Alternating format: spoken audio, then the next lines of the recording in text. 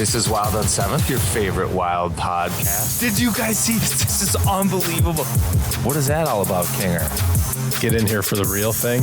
Like, let's get weird. Maybe I blacked out trying to figure out what was going on.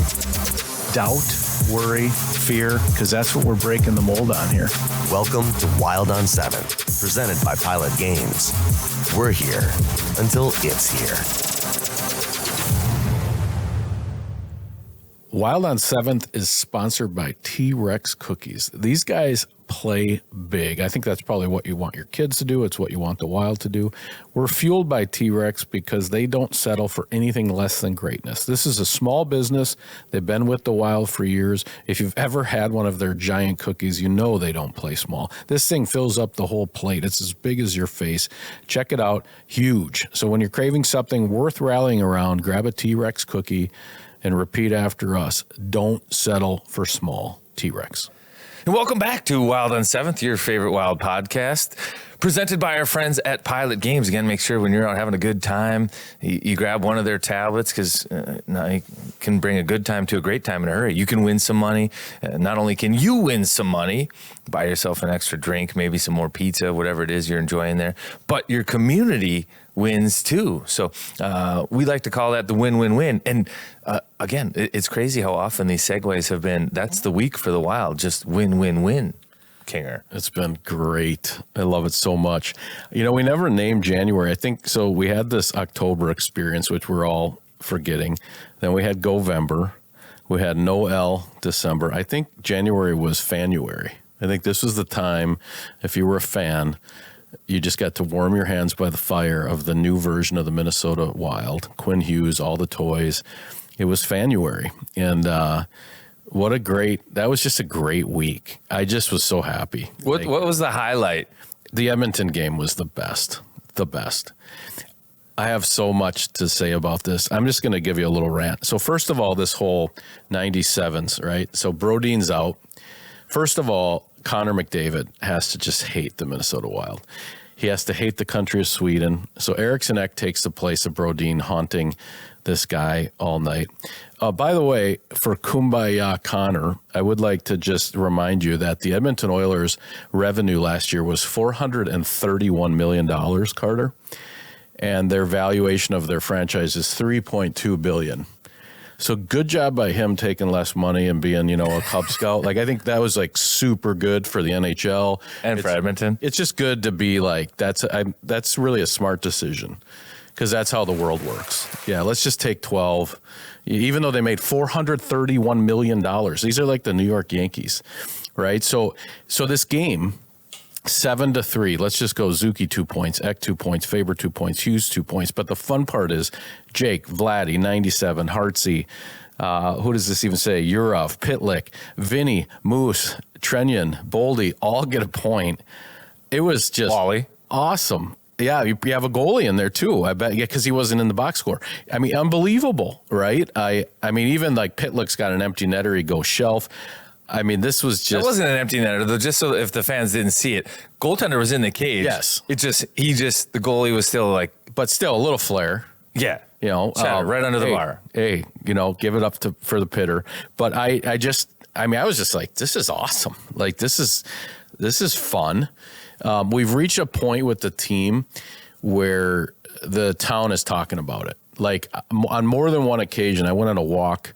I tried to walk in the snow, by the way. Don't recommend it. Fell down. We can get into that later. But this is at stage with this fan base where if a pickup truck sees you on the side of the road, somebody they like pull over to the side of the road and they're like talking about the Wild. And these are people that aren't even like hardcore Wild fans. Like, people are watching this team with their kids and they're just, people are excited. It's really gotten fun. We are a Stanley Cup contender, according to whatever the hell this website is. Hey, fifth best chance to win it. I think it's important right now that the Wild have a good finish and a deep run in the playoffs, because we do have to get back to last week in the Edmonton game, a little bit more to unpack there.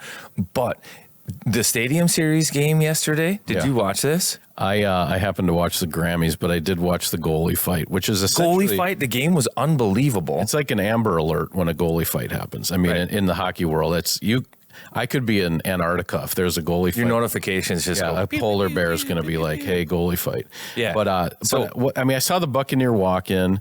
Were coaches dressed as pimps? Was that a thing? Like, that seems weird. I don't know if it's pimps, but I think you could call it that. More or less, what I'm saying is we have to be careful because Florida is doing a heck of a job, like kind of becoming the state of hockey a little bit. Ooh, easy. Tampa Bay. Number one favorite to win the cup. Tampa Bay Lightning, 12.9%. Well, Florida's just won 2 in a row. Been to 3 finals straight. Tampa got pumped yesterday, though, right? No. I thought they lost. This is what I'm talking about, man. They were down. They came back and won that game in a shootout. Oh, my God. I thought they were losing like 5 to something. They were. How long was this hockey game? 7 hours? Yes. It was longer than the Grammys? I know. Like, from the walk-ins to the coaches to the goalie fight to the game. Like, it was outdoor in Tampa. Like Tampa and Florida are doing their best to become like the focal point of hockey, and it's working. They were fighting because Tampa was getting their ass kicked so bad, and they still came back and won. Yes, Kucherov had 4 points. Guy's all-world. Well, if you missed Jake something, Gensel's dynamite. I would like you to know that Olivia Dean performed on the Grammys, and Man I Need. And the man she needs is Quinn Hughes. That's what we've learned in Minnesota. No. That's what that song's about, actually. Not a lot of people know that. It's about Quinn Hughes? Yeah, it's just about Quinn Hughes, just for people, for hockey fans. I guess she's like a big hockey fan, even though she's British. That's not true, but it could be true. I can't. So yeah, no, I'm concerned about Tampa. In a major way. I didn't realize they came back. And Florida too. I mean, this whole like Matthew Tkachuk only plays 8 regular season games a year and then they go to business. Sam Bennett. Yeah, I mean, Florida's a problem. Florida's becoming a problem. It's warm in hockey. I know. It's a problem. So maybe more on that later. I do want to talk about the Edmonton game. Good game. Wally was good again. You know, it was hyped up. I thought, you know, on the broadcast, we're telling the story because it's significant. You know, Brodin and how good he's been against McDavid. Like, McDavid's minus 11 all time against the Wild. Brodin's plus 11. Brodin has more even strength points than McDavid. And Brodin just, the last game they played, Brodin scored the game's lone goal. It was a 1-0 win, and McDavid just couldn't get anything going. And mind you, McDavid had one of the best Decembers all time. That game was December 3rd. And Brodin sparked it. From that point on, McDavid had like 30 points after the Wild played him on December 3rd. So Brodin is like the kryptonite for Connor McDavid and the Edmonton Oilers. So how is this game going to go without? I know. I was thinking like 5-4, 6-5, like some of those weird LA Kings games with the weird helmets, but 7-3. I mean, awesome. Yeah, and it was more 7-2 too. Yeah. You know, they kind of gave one up late. You know, took their foot off the gas a little bit. But what impressed me with it, and I was trying to say it during the game, and it's hard at times to be like super critical of a team or an organization, but Edmonton, and I think what I'm seeing is you can win and be good with 2 high-end players. And now Edmonton is different. Like, Minnesota has high-end players. Edmonton's are on a different level. Yeah, they have got like 215-point guys. Like, there are guys there are maybe 4 or 5 guys in the NHL that can embarrass you. Like, get your attention every time you play them because they'll embarrass you. Kucherov had 4 points in the Stadium Series game. I don't think he's on that list. Just based on the way that he plays, even though he gets 120, 130 points, I don't think he plays such a way that it's like he's going to break you down one-on-one, absolutely destroy you. Like, he's different, you know. It's McKinnon, McDavid, Draisaitl, Makar. I think Quinn Hughes probably is in that category. He'll break your ankles. Yeah, so there's and that might be it. That might be the list. You know, I don't know that I've had eyes on like Elaine Hudson enough. Celebrini. And Celebrini's getting there, and Sid kind of was there, right? Maybe still kind of is, but it's a handful of guys. What was exciting about that Edmonton game is there's 3 of them in it. It's McDavid, Draisaitl, and Quinn Hughes. Mm-hmm. And so Edmonton can win with their 2 super studs. Like, they have different level studs than the Wild do up front. And when they decide to turn it on, watch out. There's not much. I mean, San Jose showed it the game prior. They had a 3-goal lead in the third. McDavid and Draisaitl decided we're going to take this game over. They did. They won it, in dramatic fashion. Similar to how the Wild did it against Chicago, Edmonton in even greater fashion did it against San Jose, 2 nights before the Wild play them. So, but what Edmonton's problem is they don't have like a team. Everything is set up. Like you see quotes from Trent Frederick who say like, I'm hoping for like a neutral zone draw and no icing because he doesn't get offensive zone faceoffs. He doesn't want to have to take the D zone faceoffs. It's McDavid or Draisaitl O zone every time. So now these guys and their depth players. So he's basically separating himself from the team. Well, I think the coach and the coaching decisions are. That would be like Jake Middleton saying, I'm hoping for an injury and I can play more because I play better when I play more. Is he saying something like that? Like you? No, what I think he's saying is like, we're not really a part of this team. We're not like, we're just fillers. Yeah. I'm a seat filler. It doesn't matter if I'm Trent Frederick, if I'm Ryan Carter, if I'm John King. It doesn't matter who I am because I'm not like part of this. This is like youth hockey. You see this all the time, like the two coaches' kids, right? It's like, they don't feel like they're in on this is Connor and Leon's team. Exactly. So all situations, Connor and Leon. And then you look at their roster and they've tried, I think management and everybody's tried to bring in like good pieces to help support those guys. Like Mangiapane, 20-goal scorer, like multiple times in Calgary, was great in Washington last year, like had a role, killed penalties, scored goals, healthy scratch. Trent Frederick, great in Boston, earns like a nice contract, goes to Edmonton, can't play, healthy scratch. Matthias Janmark can't play, healthy scratched. It's more like an NBA team, right? There's only one ball. Yeah. So it's like these, and what intrigued me about that game is it was a matchup because we have talked to Hines and it's like, what are the challenges of acquiring a guy like Quinn Hughes? It's like, it was making a team, like having it still be a team because everybody's role as soon as Quinn Hughes arrived changed. Biggest difference though, our culture. And that's it. I mean, we had something that was stronger than this amazing thing that came Quinn Hughes, right? But what is that culture? That culture is a bunch of people. It's a team. It's a team. It's the leadership. It's Jared really Spurgeon. That's been the Wild for a long time. Certainly since we've been doing this podcast, they've had a good room. And I've been saying this for like a week or 2, 3 weeks now. Spurgeon, he's had, opportunities. He's had the seat to Brock Faber, to Quinn Hughes. His minutes and his... That was great when he got that winner and he just stood with his arms up smiling. Yeah. The Chicago game? Yeah, because the white mouth guard, he just looked like he was just very happy. Yeah. Marcus Foligno, fourth line, like... Banging bodies. Yeah, like doing their thing, but still just like good leaders. And they all are still driven for like something. But Hines has done a good job like managing that. And you'll see the fourth line get an O-zone draw. You'll see the third line play. Well, he plays them a lot, too. If he's frustrated with the top guys, he is running 3 and 4. And you have to give him credit. 2 goaltenders. They both are good. They're both happy. Yes, they're both happy. The team is good. Everybody's happy. Everybody feels a part of it.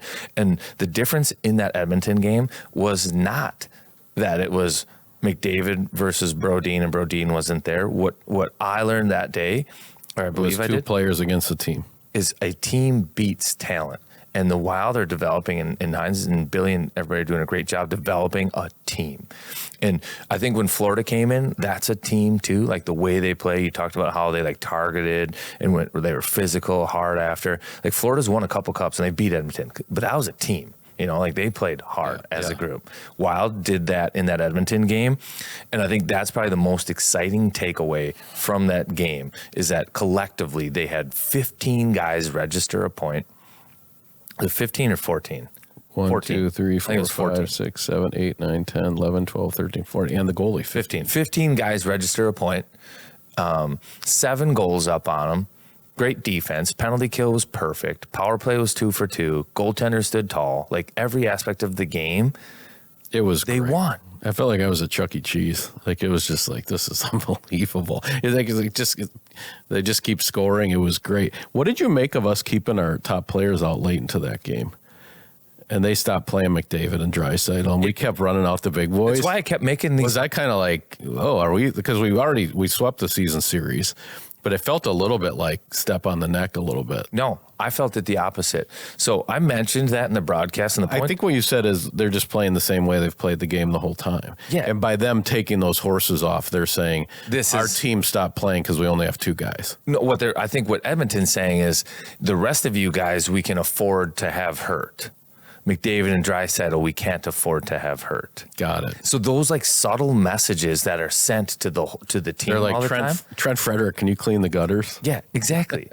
we're Minnesota's up 7-3, and they're like, this is how we play. We want 60 minutes. We're going to continue to just. I like that. Did you catch? First of all, it's no secret, big fan of Ryan Hartman, but just his little conversations with Trent Frederick, like.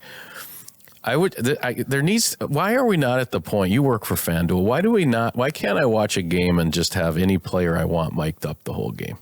Well, because I don't think the players want to be mic'd up. I think Hartman would be the first guy to vote it down. I would pay good money to get the Netflix. Was that Hartman? Hartman cast? Was Hartman mic'd, or was it Perfetti that was mic'd? Remember that one? Oh, yeah, when he said, sorry, kid. Or a game or two? Sorry, kid. Yeah, he took his front rack out. Yeah. But I don't know what's happening. He's smirking at him. He's a rascal, right? Like, I just love that. Like saying something that's going to get someone to punch you in the face is just an awesome thing. So, hey, not to bury the lead, we got a couple great guests here. We are coming to the Olympic break here. It's a big deal, man. We got to get into this a little bit, right? February 6th is the opening ceremony this Friday. And then I think these guys are going to be in like Cabo if you're not in the Olympics or wherever these guys go. And we got two female stars, both P-Dub double champions as well as Olympians with Heise and Zumwinkle coming back to the program today. So that's going to be fun. We'll get into some of that. Have you seen the gear that's been busting out at the Olympics, the Ralph Lauren stuff? On the ladies only. It's unbelievable. I would wear those ladies' clothes. They're so cool. Puffer jacket. So cool. With the little wooden thing that goes in the loop. And then they got all the sweaters that seem kind of homemade. The hats. I like that You Made It staircase, right? When they get to the Olympics, it said You Made It on the stairs. So, yeah, I was going to ask you, NHL guys, they're not staying in a dorm with 2 twin beds. I don't think so. They're at like the Ritz. No. For sure. And they got a bus. So. They got a police car in front of the bus. They're not staying in the Village. I don't think. We got to find this out. We did. We talked to Philip Gustafson last week. And Gus was like, yeah, I've got a roommate. I just don't know who it is. I don't think that's happening. Yeah, Gus was like, we stay in the Village. I got a roommate. The rooms are small. No, because you remember when the U.S. bombed out of Japan and those guys trashed all the hotel rooms? Yeah. They were in a hotel. But maybe that was part of where they just put players. I don't know what the Village is or where they have them playing, but not like my mind's blown if Team USA is sitting in. If you got Connor McDavid in a cot with, I don't think so. I feel like they're like if the NBA goes to the Olympics, like Jordan's in a like he's got a high thread count. I'll be shocked if they're in a little twin bed somewhere in Italy. Yeah. I think it's different strokes for different folks. I think they have I'm seeing the police. So where does it end? Where does it end? I don't know because not every player that plays in the Olympics is an NHLer. I'm surprised.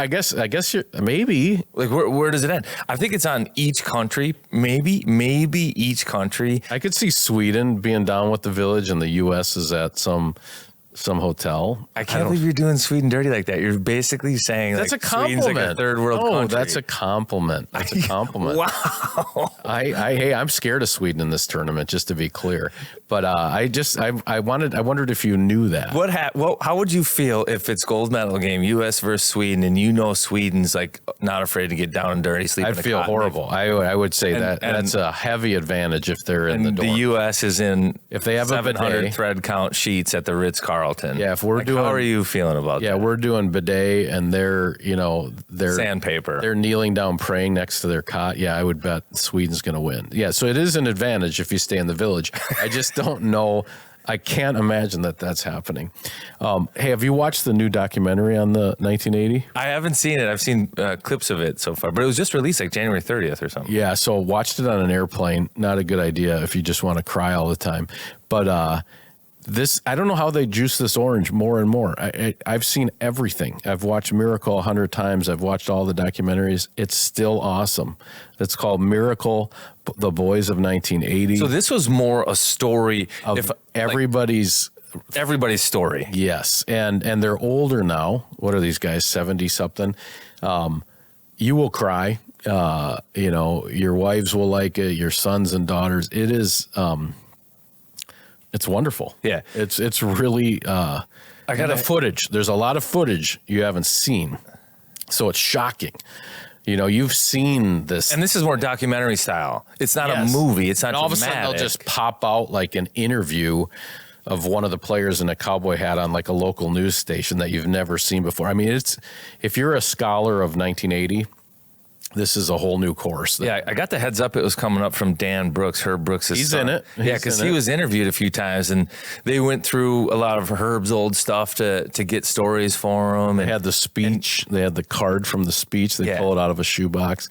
And Dan has some cool. He's got some great stories too. I haven't seen it. Does he he's tell in his there. stories? He's got an all-time line. He says he meets like Mean Joe Green or somebody in that.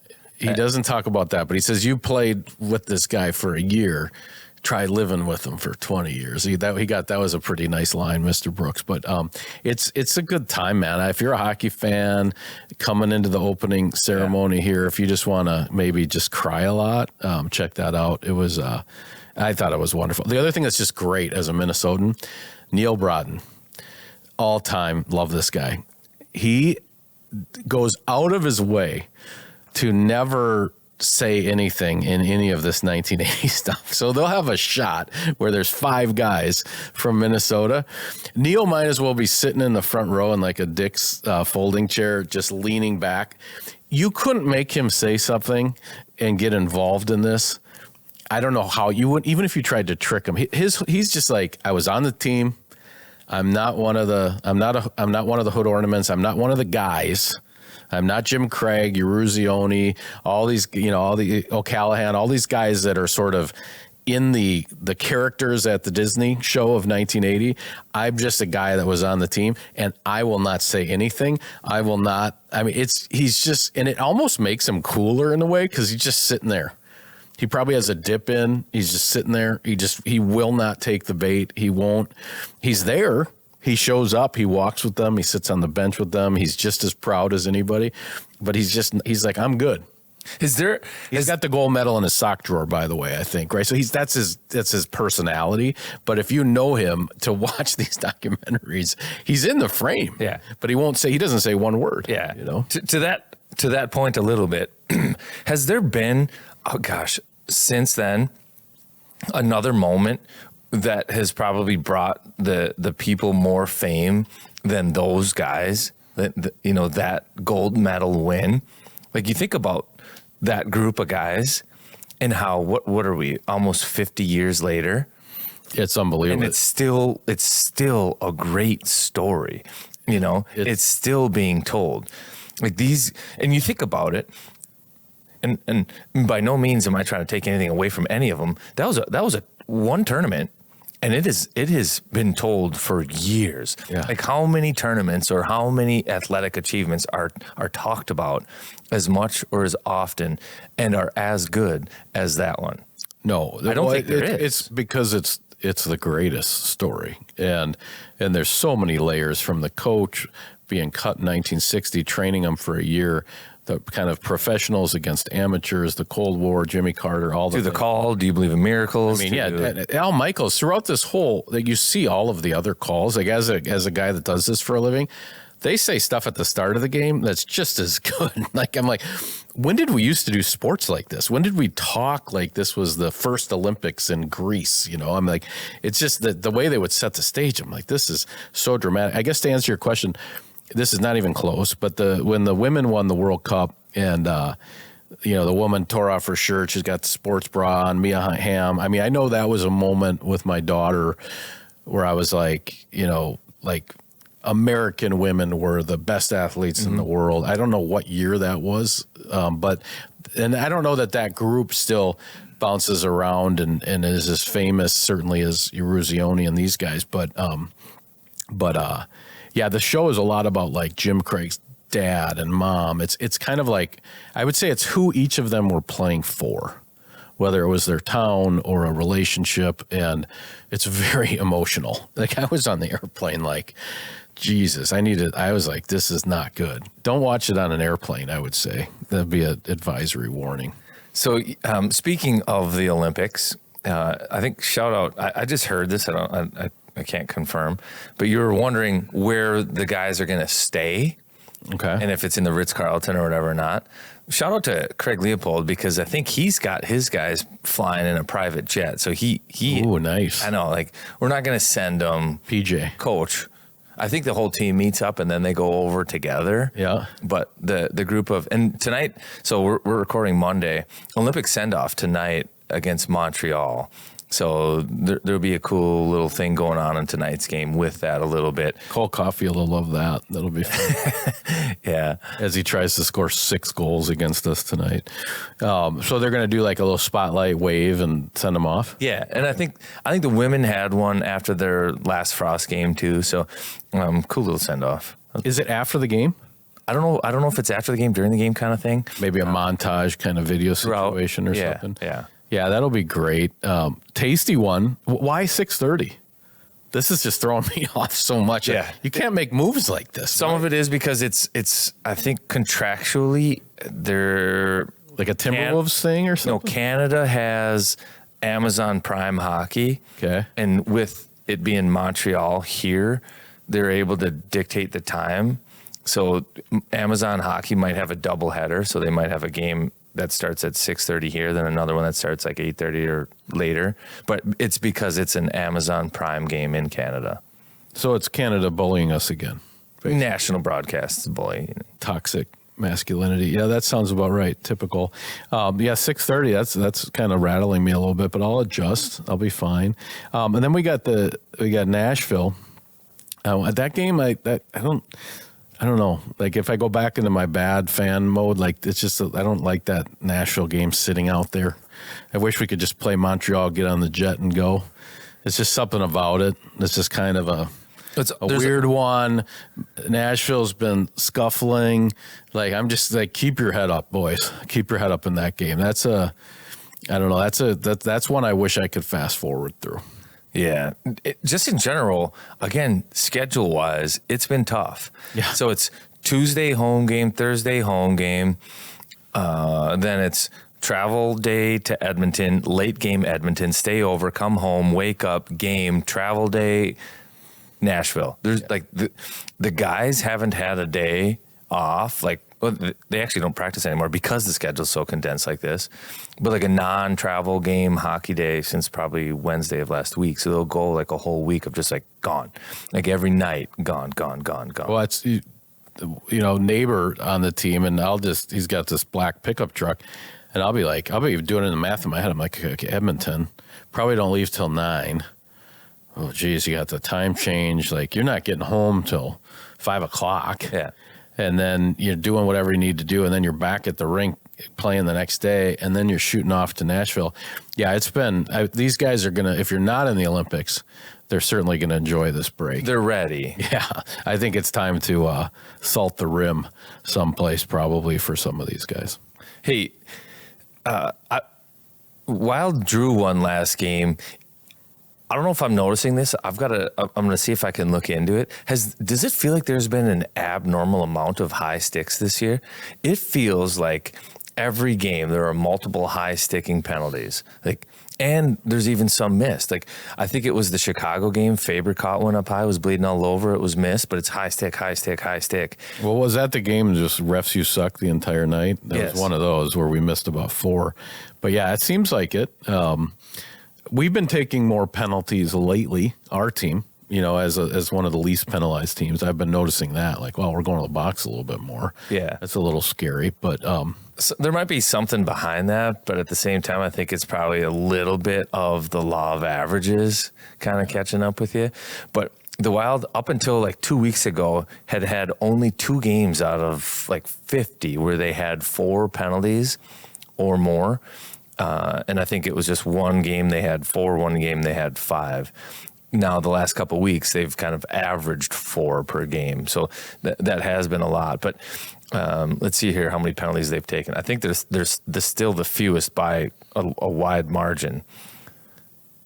Minnesota's taken 160. Actually, Vegas again is doing it. 156, but let's see how many minors. Don't sleep on Las Vegas, by the way. That's not a team you want to play.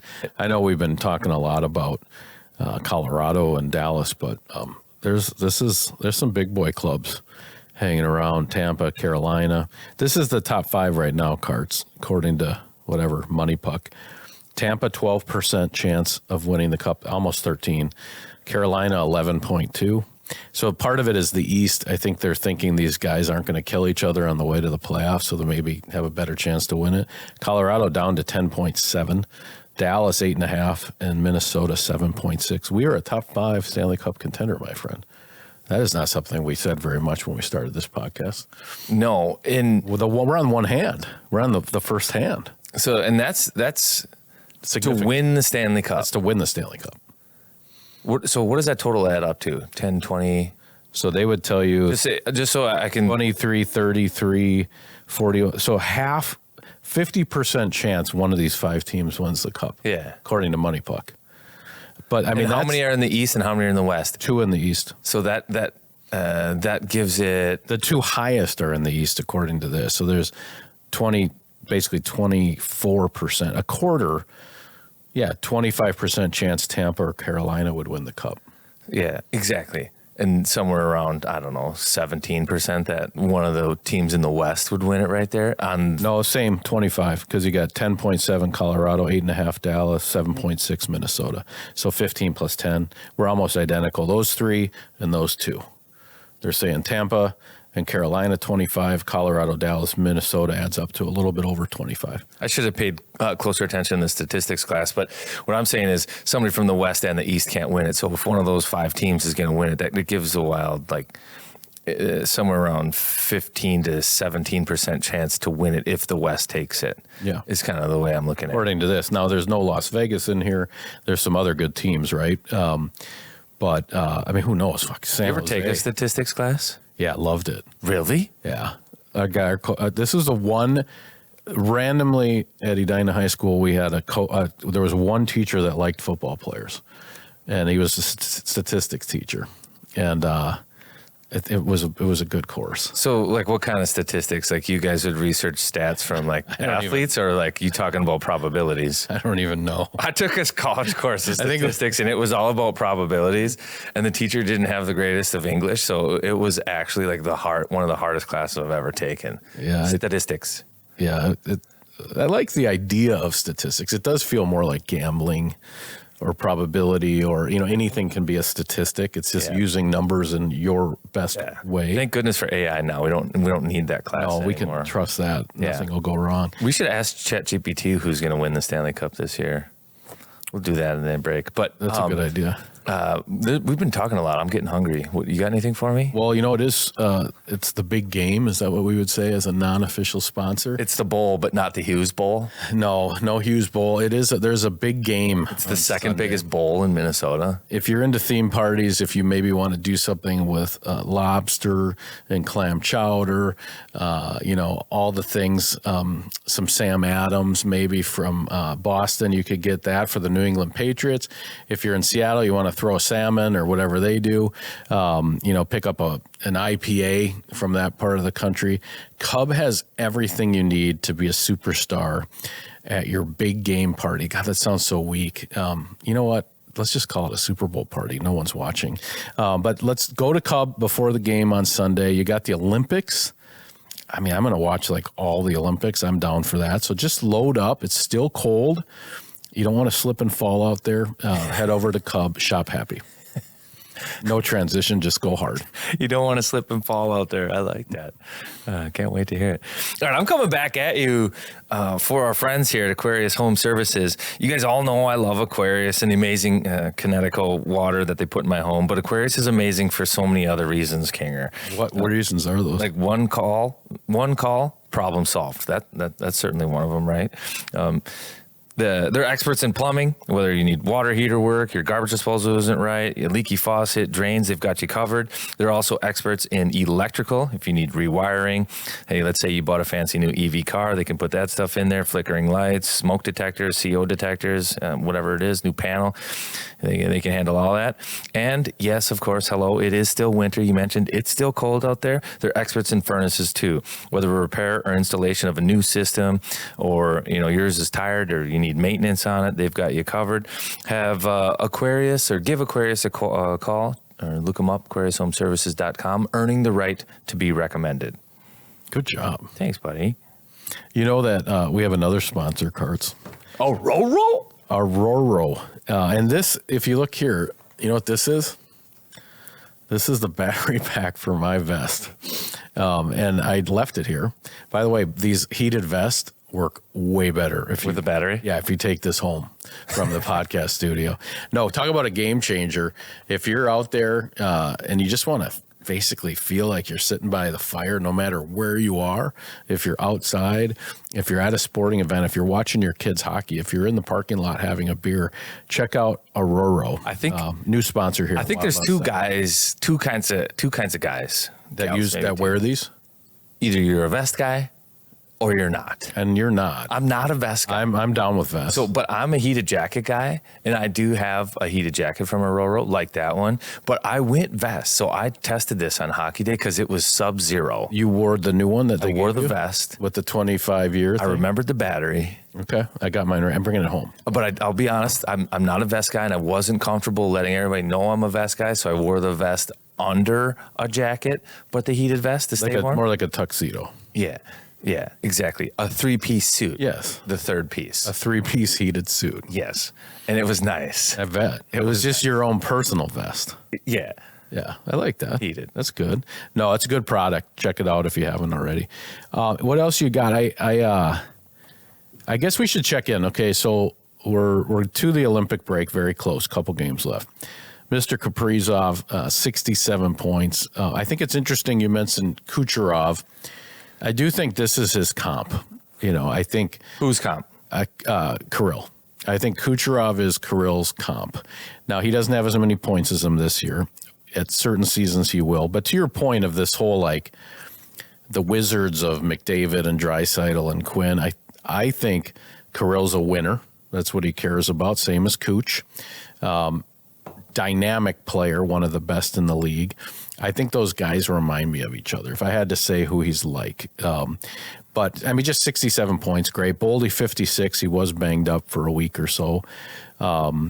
Faber, 35 points. Yeah, he's on a heater. Crazy. Eck, coming alive, 38. It's very interesting that Hughes has 29. Now, are those just his wild points? Yeah. Or okay. Vladdy is still the third highest point getter on Vancouver, and he's been gone since mid-December. Vladdy and JoJo, thank you very much. Hartman, 14 goals. I wanted to ask you this. This is fascinating to me, and we've never talked about it. Okay, so Quinn Hughes, historically, shooting percentage, mid-eights. Okay, so when he scored 17 goals, he had that monster season. He shot at an 8.5% shooting percentage. This year, he's at a 4.8. It's got to be the lowest ever in his career, his shooting percentage. And maybe it doesn't matter because we got so many guys to play Hungry Hippo right by the net, including Eriksson Ek. But, 5 goals, right? Brock has, what does Brock have, 12? So I think that's interesting. Yeah. I don't know why that is, new team, but this must have started in Vancouver. Well, he's not had the finish on the breakaways. He's had a couple of good looks. And this is up, by the way. This is up because he just scored. This thing was at 4. And he's, by all accounts, everybody in town's talking about this is the most exciting player they've ever seen play hockey. And he was rolling at a 4% shooting percentage. If he ever came on the podcast, something we could ask him about. Where did you get that? Where did you get that? He's like an 8.5 guy. Just look historically. Just look. He's almost around. That was his best season. He scored 17 goals that year. Oh, okay. That's the year he shot at 8.5. Yeah. So, but I think he's his normally NHL at average is 6. Okay. So he's gone 6-3, 3-1, 5-3, 4-5, 8-5. That's the big year with 17 tucks. The next year he went 16 tucks. That was 8-3. Then 3-7, 2-7, 4-8 right now. Well, 4-8 with the Wild, 2-7 with Vancouver earlier in the year. So he's at 4-8. He's near his career average. I'm just saying he has the potential to be in the mid-8s on shooting percentage. Well, you know, I guess some of it is my job to say how and why. That's just bounces, and that's just like it's like statistics. Statistics, yeah. I do think that it is possible that the Wild are so hungry net front that it's harder for the shots to get through for him here. There are a lot of bodies. There's a lot of bodies. So he might be getting a lot more like assists off these shots than goals, because the Wild aren't content to just have an Eriksson Ek at the net. They want like double stack, high tip, screen. And that brings not just Wild players there, that brings defenders there too. And I mean, look at Hughes' last goal. That was a blocked shot that went wide of the net, brought it in. Yeah, from the side. That was off a rush, but I do think it is possible that it's just harder for him to maybe get the puck all the way to the cage. You know, I feel like if you didn't see Nathan MacKinnon got a goal this weekend where he danced around for like 30 seconds in the offensive zone, then he was like middle top where a D-man sits on the power play and just kind of floated one in, and it went right in.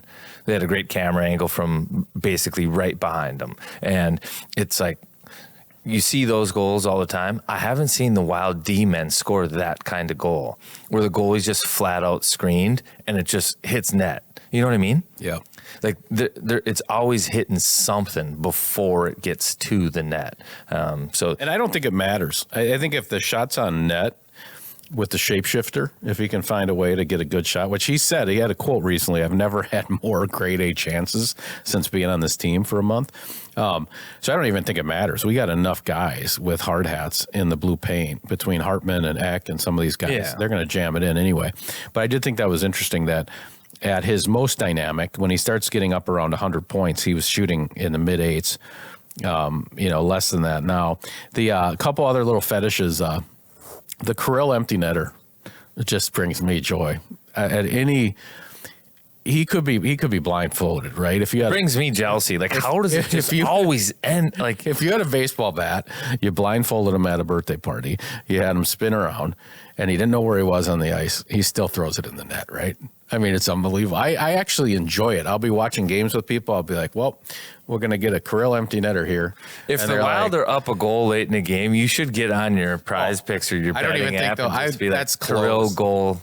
They're not letting you, I don't think. I mean, it's just, and also the Boldy Shorty is also starting to become, in the world of little exotics, a Boldy Shorty is a real good time party. I like that.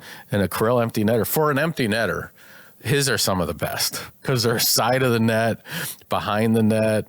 To our statistics people out there, run the numbers. See if you hit Boldy Shorty every year, because I think he's going to get 5 on the year. If you hit that every game, would it pay off? And then Kirill empty netter. I mean, I couldn't even. If I ever was in that contest where you're just supposed to shoot the puck from center ice in some sort of promo, I would be filled with fear. What do you think a shorthanded goal is? Plus what? Oh, I don't even know. I'd have to dig into my app. I don't know exactly. I guess you can probably bet that specifically. I'm sure you can. People are probably punching the ceilings of their car listening to me. But I would say a shorthanded goal, even for Matt Boldy, has to be like plus 300. Because I feel like it'd be way more than that. Yeah, it's high because I know when you do power play points, that gives you a little juice, a little extra, because you just never know how many penalties are going to be. All right, so you're just adding this whole layer. Statistics. Yeah. Statistics. It's almost like parlaying. Yeah, I mean, it's a parlay and a bet because you can't get a shorty if you don't take a penalty. That's right. So but that's been a treat to watch. And, trades. Can we talk trades for a second? Yeah, we can real quick. And then, but before that, I do want to talk, since we're on this, if you're placing a bet right now, who starts in Sweden's cage? Gus. I think so too, but Wally's making a pretty darn good case. No, man. no, I love them both. Sorry, they're both our children, but Gus just makes me feel like safer, calmer. Just the experience. I don't know. He's just a chill The dude. been there, done that. He goes on podcasts. He's chill. He's howdy boys. Yeah. If I was in a foxhole, they're very different demeanors, right? Wally's very intense in a good way, and there's something about Gus that's just sort of like he could be like a medic or like a cook, Like I think that would be a calming presence. He's older, but I'd probably play both of them and see if somebody gets hot, you run the wall. Are there big walls in Sweden? We'd have to change his name, I guess. But he's been a guy whose name's been getting thrown around in the trade world. Heinz was asked this question the other day. Has he noticed? Because it's hard not to see these names getting thrown out there. It's all over in trade rumors. So it's specifically Ottawa, right? It's like this. It's just I don't know who makes this stuff. Is it just like bots or like guys looking for clicks? And I think one it's a combination of things. It's agents, it's the pundits, it's also some speculation. Like I'm going to pull up the standings real quick and talk about like who might actually be in the mix to trade, because the market it's unfortunate as a Wild fan, because I do feel like the trade market at this deadline is going to be very similar to what free agency was this summer, where there's so many teams that think they're kind of in it, that there's not that many pieces to buy, and then that just raises the prices. Where the summer Billy's like, we're not spending that for this. We're going to chill, even though we're set up. Like, no. And I don't know if that's going to happen at the deadline, but it seems that way. So teams that are still in it, I would say Winnipeg, Chicago, Calgary, St. Louis, Vancouver, not in it in the West. Who would Winnipeg trade that you'd want? I don't know. And who could you get? Scheifele. I mean, Scheifele's unbelievable. Connor. Yeah, but those are the kind of guys. Like, don't you think that Billy's next move is a big one? Doesn't it feel like that? I got this Brady Tkachuk fantasy in my head. And that's a big one. I don't know how it goes, but like this whole thing that happened in Ottawa seemed really awful. They seem to really want a goalie. Yeah. Chicago's got nobody that I think the Wild would want. I can't think of like somebody. Calgary is maybe Kadri. Yeah. Chicago's got Bertuzzi. Right, the crazy guy with the long hair. He could be. Bertuzzi's got like 30 goals for Detroit. Oh, that's right. He's on Detroit. He's a guy that's exactly the type of guy who Detroit already has for the playoffs. But yeah, St. Louis, you've heard Robert Thomas. Intriguing. Yeah, but again, Braden Shen. Yeah, and like they're going to be sellers for sure. I don't know if they feel like they're having a down year or they're ready to completely move on from pieces. That's what's interesting. Like. And trading like a number one centerman, if you're St. Louis, we'll see. Maybe Vancouver, Elias Pettersson, that would be interesting. But are the Wild going to go back to Vancouver again? That would be I don't know. It's possible. It just seems unlikely. Like I feel Vancouver got what they wanted out of him the first time. He's had a lot of ups and downs too. Yeah, and then you go out east. Everybody's still kind of in it, except for the New York Rangers. Yep. So, I mean, Rangers might deal somebody. Ottawa right now, 54 games, they are 8 points out of a playoff spot. There was a lot. Pinto's name was getting thrown around. A lot of Ottawa guys' names have been on the social media. I think Panarin's name was very loud back in the Kirill signing days. The whole Russian still is loud. The whole Russian thing. He's getting same age as Kirill, correct? Yeah, he's. So, yeah, I mean, all that. He's not playing, right? Yeah, he's getting held out. Set him out. So I wanted to ask you this. So initially I thought all the deals were going to happen before the Olympics, but we're basically there now. I like waiting to exactly the point you just made, right? There's not that many names floating around, right? There might be something that happens that's sort of off the books. A Brady Tkachuk, that's a whole different sort of conversation, right? It's like the Quinn Hughes conversation. But I need to see what happens in the Olympics. The Four Nations was a bloodbath. I don't know if Olympic hockey is going to be the same. Four Nations was very physical, but it probably will be, right? So like half of the guys that went to the Four Nations were like injured until the playoffs. So I like keeping the powder dry here. And it is only about a week after the Olympics before the trade deadline, I think.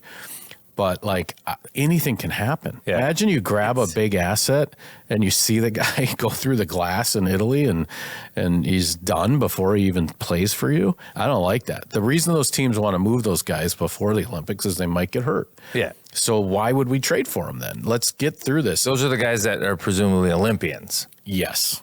There are other teams that I think are holding guys out that aren't Olympians because their value could go up should those Olympians get hurt. Absolutely. So the trade and it's crazy because there's going to be a roster freeze and then you come back out of the Olympics and there's like a week. It's 1 week, I think, until the trade deadline.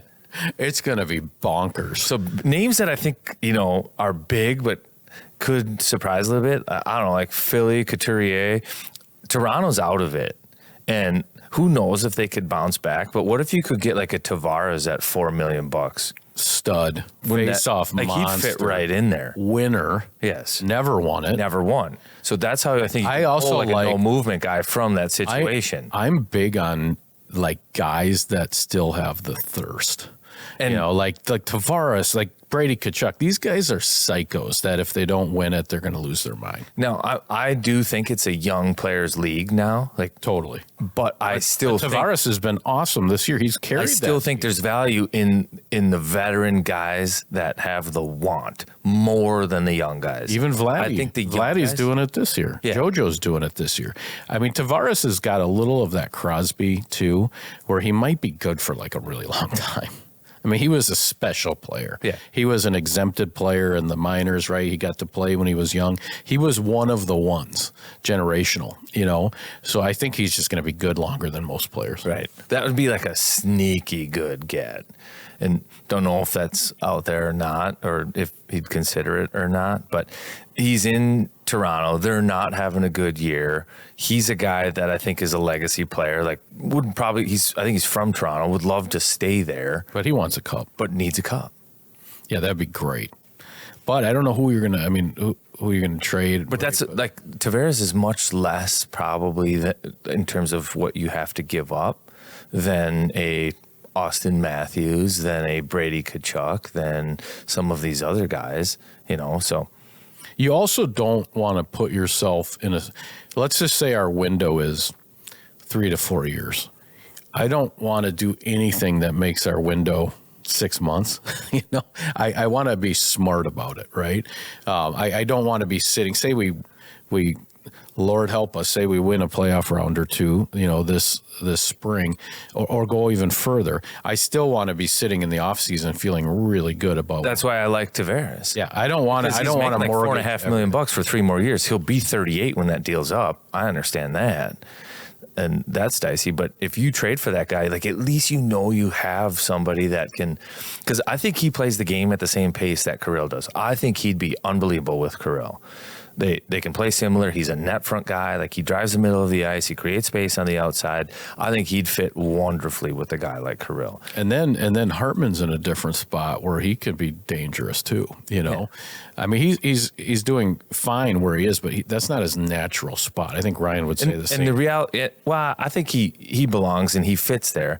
I think the reality is there's been noise that the Wild want somebody in the top 6, and if it's a centerman, Eriksson Ek's not moving out of there, so somebody else has to. If it's a winger, it's probably Johansson moving out, right? Like those are just kind of the realities of it. Those guys have played really well. That's just the reality of it. But all right, what else you got over there? Anything? Or we? I was going to ask the Olympians any puffer coats? any youth hockey updates for you? Oh, I do. I'm turning into a negative Nelly over here. Okay, can I just put tournaments on blast? Tournament directors on blast again? Oh no. Okay, go ahead. Well, this one was playing a local tournament in Bloomington, and first game is again Friday 1:30. So be it. You got to pull the kids out of school. I get it. Whatever. No one goes to school anymore, right? Nobody goes to school. Weekends are 3 days guaranteed if you're a hockey player. That's why I think why kids love hockey. They don't actually love hockey. They just love because they don't have to go to school any Friday throughout the winter. There you go. I actually do prefer my kids being in school, so that's one thing.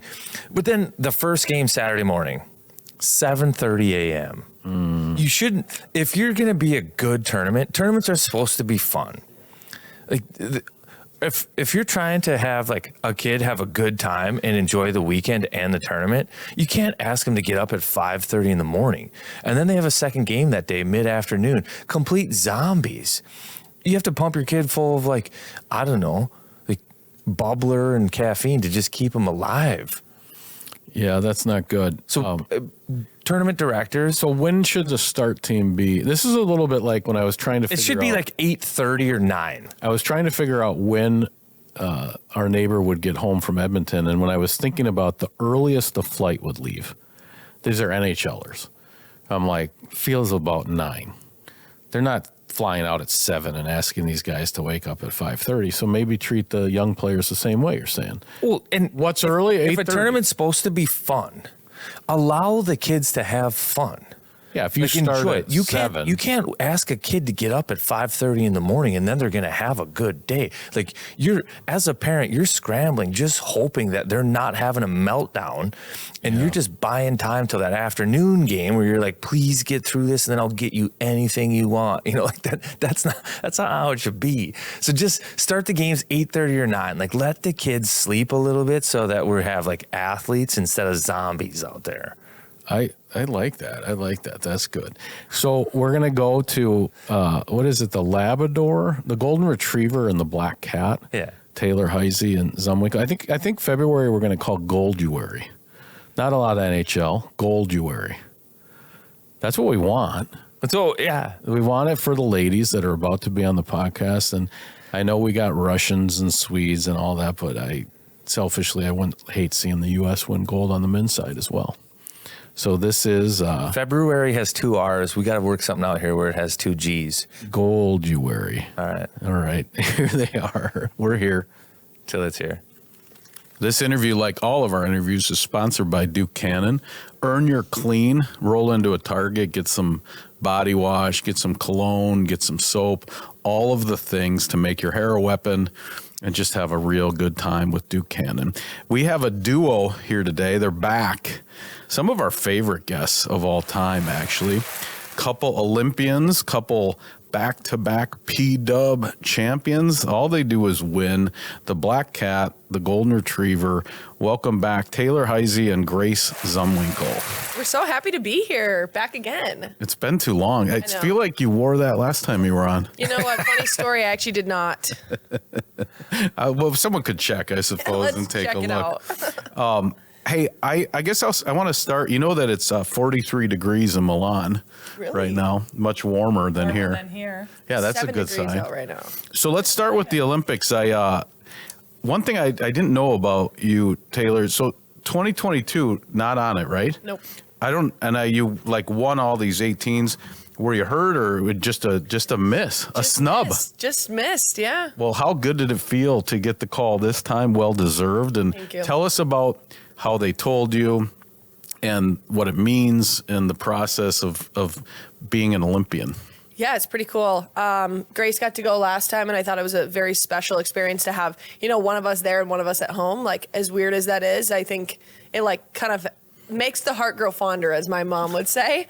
Like, there's the experiences that you really want and all that. I wouldn't say that I wasn't good enough to make that team. I just wasn't at where I wanted to be. And I think not making that team was probably the best thing that's happened to me. So kind of came out of that with a better attitude. But this time around, we were on like an 11-day road trip like we always are. And we were in Toronto, and we had kind of signed up for times. And mine was first, Grace's was after. So I had my ear on the door, making sure I could hear what was happening in her meeting. But mine was first, and our GM, Katie Million, called, and she was like, well, I have some good news. And I was like, thank God. Thank God this time's different. But yeah, it was super fun. And then after Grace went and I heard that she had made it too, we got to call our families in the room. And of course, mine, I went 1 for 3. My dad didn't answer. Parker didn't answer. My mom did answer on like the last ring. And then she FaceTimes one ring, and all of her family members are on one FaceTime. Oh no! All of them. Well, I just FaceTime the family group chat like automatic, and then everyone is on it. Lori's on the treadmill. Anna's at work. Her dad's somewhere else. Like everyone just answers. And you're just yelling into the forest. Yeah, I'm like, God. Did they say what they were doing was like Parker like shaving or like what was the excuse? No, Parker was at work. My dad was also at work, so I guess that's That's an excuse, though. it is. And then Tony did call back. Like they can work around that. Yeah, can work for around. sure. And I did Come give them on, the exact dudes. time, so they're both bozos. But I remember my dad called back, and I had told him the night before. I'm like, okay, if I make it, the Frost social media team's going to be there. Like it'll be recorded. And after he goes, I didn't know that I was going to be on video. I thought your coaches were going to sit in with you. I go, what? This is, and I go, this is par for course. Her family's all there, and mine's just confused. Hey, so the Italy factor of it all, right? I mean, bringing the crew to Italy, like Yeah, how many people you get to bring with? fashion, all the things, George Clooney. Many as you want. Unlimited. Not like We they're get, not like, all paid for, but 6 tickets. So then, So like, you- if other people want to come, they have to buy their own. Okay. yeah. Like 6 tickets to each game, you're saying? Yeah. Oh, okay. And you can buy more too if you want. So What kind of crew are you anticipating Like, in what's your the posse? like? What's posse each Like side? they had to answer on the first call when you had the news to be like I have probably 40. So no, I only had 4D one. or 40. 40. Okay, yeah. Yeah. 40, okay. Yeah, 40 40 people coming over. Lots. So my mom, my dad, Parker's mom, my best friend from high school is on like a 5-week just like Bender. bender over in Europe, and she's coming to see us as well. We got to get her on that Yeah, you podcast. do. Her name's Maddie Lyons. She's from Red Wing, where I went to high school. Call us. Yeah, seriously, call in. But then Yeah, live look into the Olympics through the eyes of Maddie. she's in Ireland right now, so I'm sure she wouldn't answer her phone. I'm sure there's a lot of Guinness being passed around over there. But then I have my mom teaches, so she has her 5 best friends and their husbands and their kids and some other of my mom's The Lake City entourage. The Lake City entourage. How about Team Zumwinkle? What are we dealing with? We got like 35, 40 people coming. Dang. Really? Another? Yeah, a big group. I mean, they're staggered coming in. Some family, some friends. So we'll see. What But do they do? Like a VRBO, Airbnb? Like Everyone- rent out an entire hotel? everyone is subject to their own Travel? accommodations in travel. Yes. If you travel with Lori, her mom, you will be in first class. But other than that, She flies a lot, so she gets free She's upgrades. luxury. Oh, okay. That's nice. Yeah. And then, so Olympic Village, you guys have done this before, or Grace has. Like, how is she going to handle Olympic Village? Like, who's most likely to get lost there? I mean, like, we both have a tad bit of high maintenance in us, but I mean, it is what it is. bring your pillow and bring your candle. That's what you need to control your surroundings, I feel like. Your candle? Oh, I'm bringing a candle every time. I bring it on the road for us, yeah. Like, what is there a Like a special? smaller one from Target, so it fits in the suitcase. And that just sets the.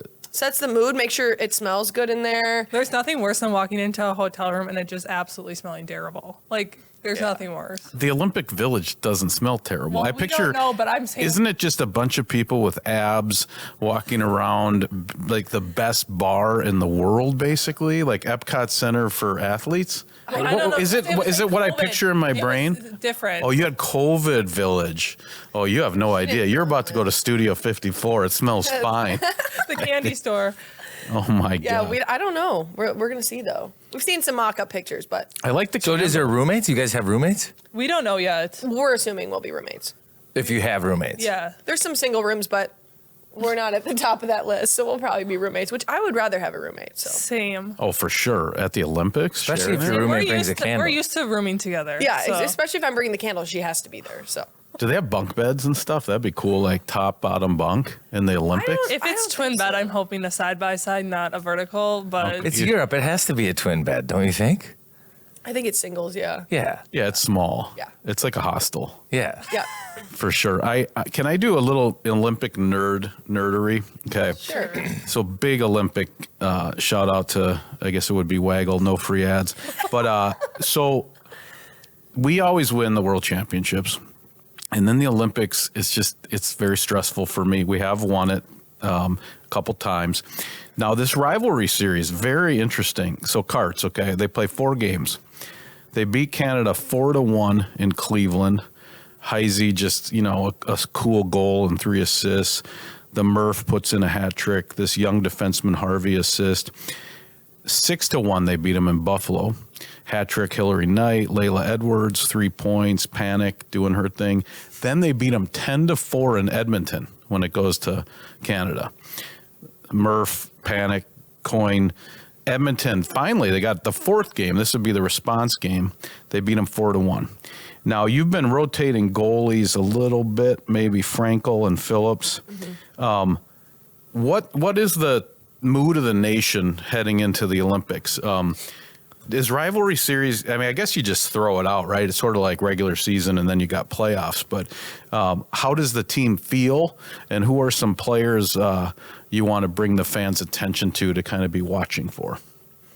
Yeah, I mean, I think those 4 games definitely brought us a lot of confidence and knowing that we can play the right way and put up a lot of goals. But I think come the Olympics, it's definitely a different test, like kind of what you said with the playoffs. And there's definitely the do or die mentality in Canada. They have a lot of veteran, experienced players that we know that they're going to bring their best. But I think some young players that really stand out for us is Abbey Murphy. You probably saw her highlight reel goal with the legs, or KK Harvey. I mean, they're lighting up college hockey with the numbers themselves. But I think we have a lot of young players, and that's bringing a lot of youthfulness and speed to our lineup.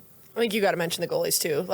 Who is the goalie? Are you going to rotate, or you have 2 that play? They appear to rotate, right? Yep. And then Ava McNaughton's our third, and she's Wisconsin's goalie, and she's amazing too. Just it's tough when you have 2 really, really great goalies in front of you as well. So we'll rotate between Aaron and Gwen, and then if Ava gets a game, she gets a game. But we have full confidence in all 3. And I mean, they call Aaron the brick wall for a reason, and one reason why we don't want to play Ottawa is Gwen. So you guys play the rivalry series, sweep it in 4 games, 24/7, outshoot them.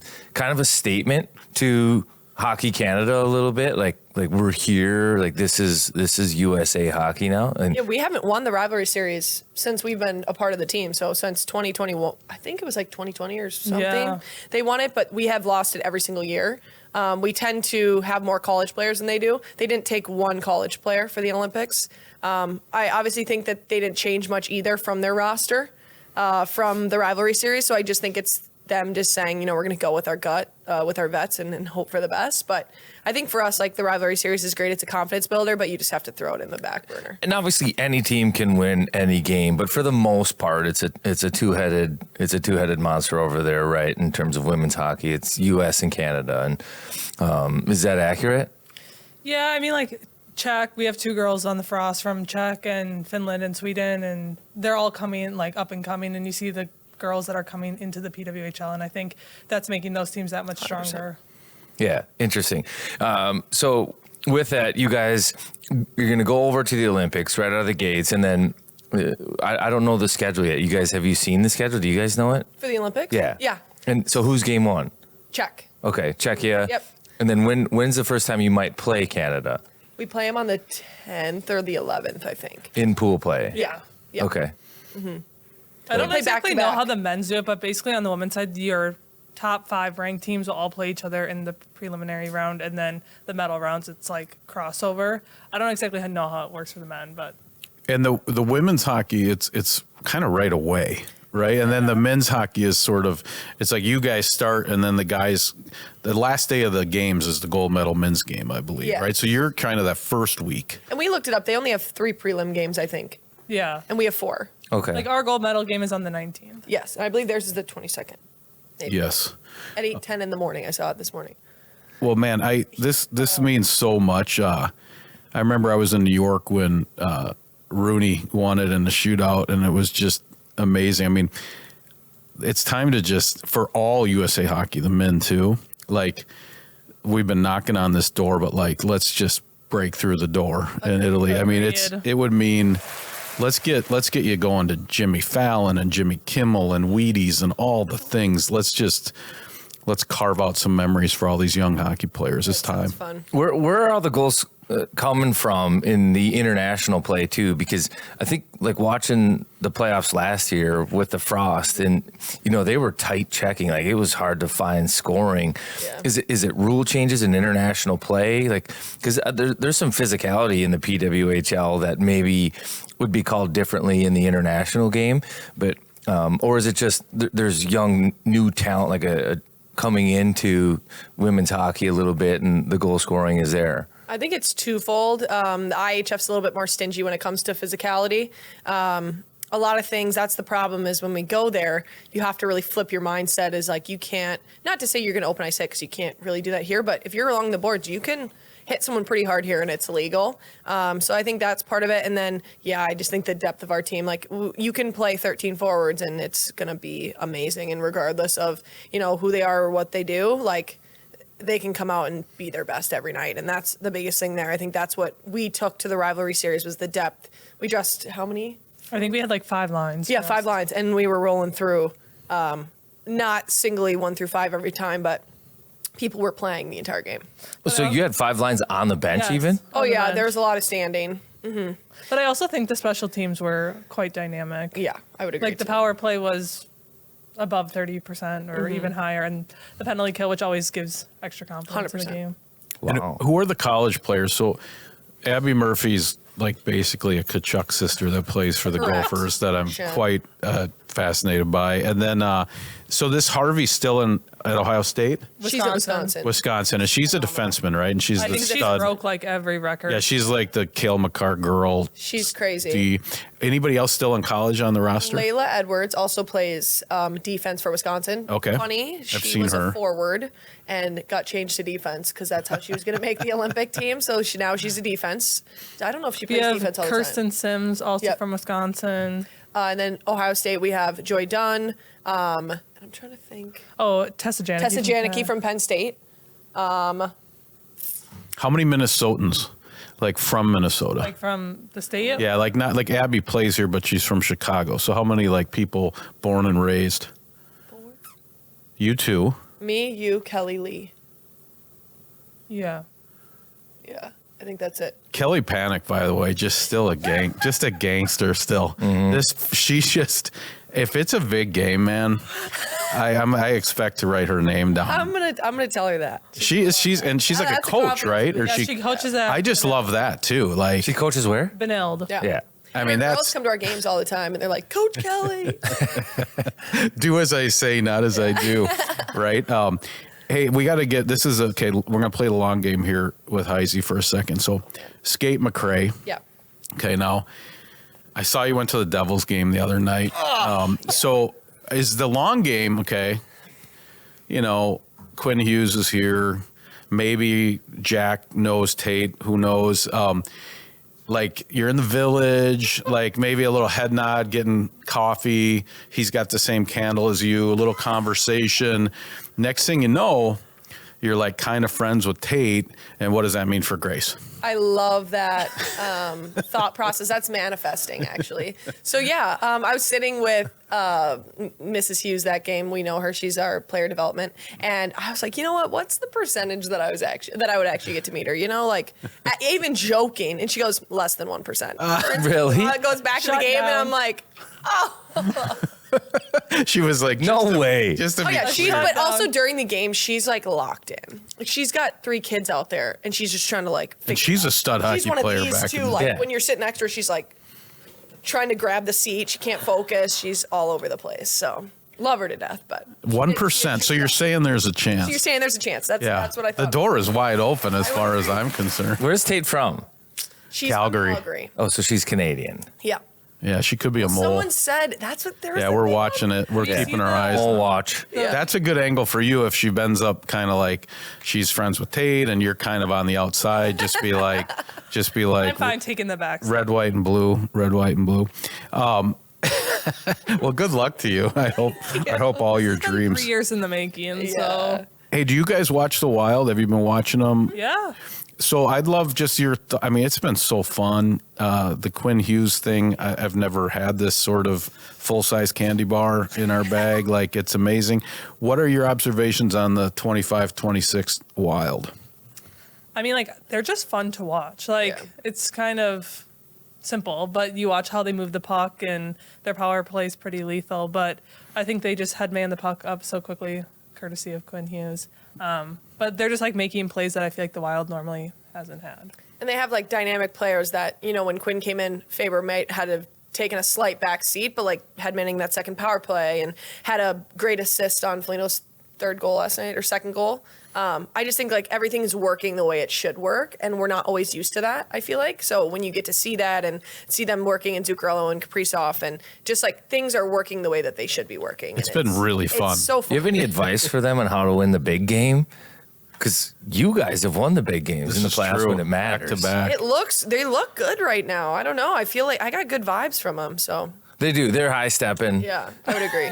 There was a sugar high after Quinn Hughes, and they've maintained it. Yeah. You know, He had a quote last night. I heard it on the TV, and he's like, they were asking him about Vancouver, and he goes, "Well, this is just a better team," and that's how he answered the quote. I love Lou Nanny goes, they should call him Einstein because this kid's a genius. I was like, man, that's a great soundbite. Hey, I want, last time you were here, I remember at the beginning of the P-Dub, it was like PWHL, sorry, OG, but the day with Walter, like we didn't know it was like this Tiffany trophy. It appears from your Instagram, you both got a day with the Walter Cup. So what was that like? What did you do with the trophy? And were there any good stories you heard from other teammates with shenanigans with the Walter Cup? Well, the past 2 years, I've always done something with my family, like some sort of party. But then this past year, we took it to Billy's Sushi, which is my favorite restaurant. I thought that's where you were. I saw that. They rolled out the red carpet for us. We got to go behind the sushi bar, take some pictures, which was fun. But we drank some sake out of it. Sake out of it. Did they overfill it like warm we do? sake or cold? Cold. It was cold. Like they brought out kinda these like burnt a huge little. bottles. Oh, that's and- great. They Yeah, were that pouring was it in, fun. and Grace was like, Because I'm just not a big sake girl. I love how they overflow your cup though, and it Yeah, goes it's onto the vibes. saucer. "It's good vibes." Was yes. Billy there Yeah. in his Yeah, like we know shirt? Billy, yep. Did you get billied? Were you like banged up after the night or? No, No, but then no, we no. brought the Frost team back out there and we got him a custom jersey. Okay, So- nice. How about you? So What did you do? now he's a Frost fan. Yeah. Yes. Oh yeah, he's a super fan. How about you? What did you do? What did we do first? You had the I party had at- I had for a few days, but went wedding dress shopping. Grace was there. Brought it to a few different places, and then went to my grandparents' favorite bar in Wisconsin. Shout out Stars Bar.